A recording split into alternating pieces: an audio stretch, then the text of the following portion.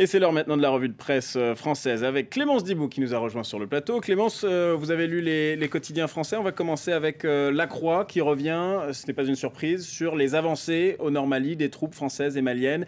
Et après la libération d'un certain nombre de territoires, l'heure est à la vengeance, c'est bien ça? Oui, c'est ça. Deux préoccupations majeures dans les journaux ce matin. La Croix, par exemple, qui titre « Tombouctou libéré, le Mali à reconstruire ». En fait, les forces françaises et maliennes cherchent à empêcher pillage et vengeance à Tombouctou, mais aussi, par exemple, à Gao. Ça, c'est la une de Libération.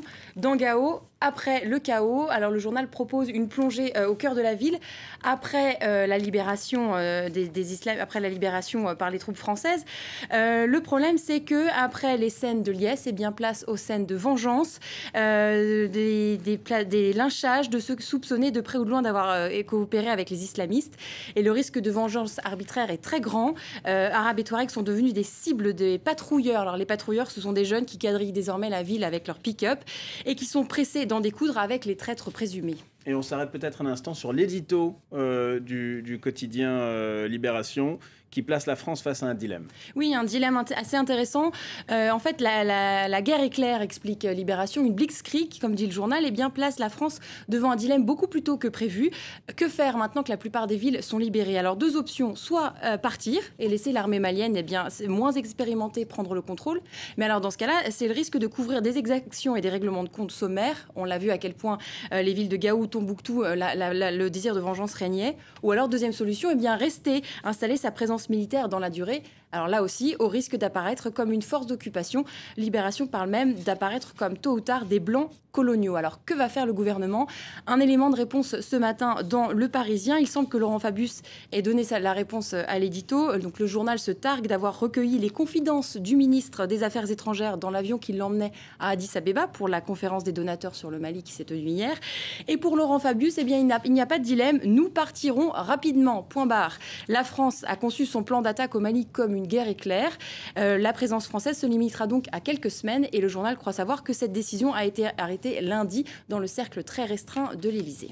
Et sans surprise, une autre actualité très largement traitée par la presse française, c'est évidemment le débat de société qui agite actuellement le Parlement, l'Assemblée nationale en France, avec il s'agit évidemment du débat sur le mariage pour tous, le mariage pour les couples homosexuels, et les journaux qui commentent le discours hier de Christiane Taubira, la ministre de la Justice. Oui, et comme toujours, deux poids, deux mesures, on l'imagine.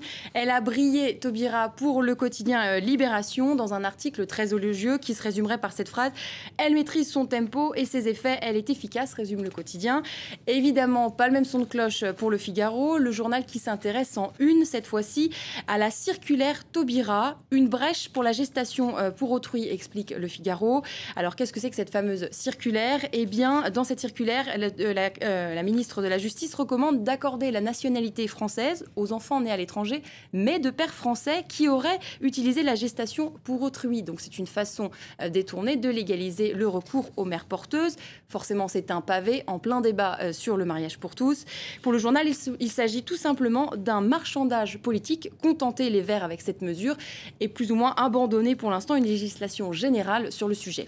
Et puis les journaux français traitent aussi de cette audience aujourd'hui du maire du Mont-Saint-Michel pour prise illégale d'intérêt à la suite d'une plainte déposée par l'ancien maire, une affaire sur fond de rivalité commerciale. Oui, le Parisien qui titre « Le Mont Saint-Embrouille ». Donc l'article décrit un village où règne en ce moment une omerta. Personne n'a voulu parler aux journalistes. Ici, c'est la Corse du Sud, dit-on même dans l'article. Alors que se passe-t-il? Eh bien, Éric Vanier, l'actuel maire du Mont-Saint-Michel, dirigeant de boutiques et restaurants La Mère Poulard, la célèbre marque Mère Poulard, eh bien, il passe devant la justice et l'audience du jour doit déterminer si oui ou non il a usé de son pouvoir, de sa fonction de maire pour faire passer devant ses commerces les futures navettes qui conduiront tous les touristes au Mont.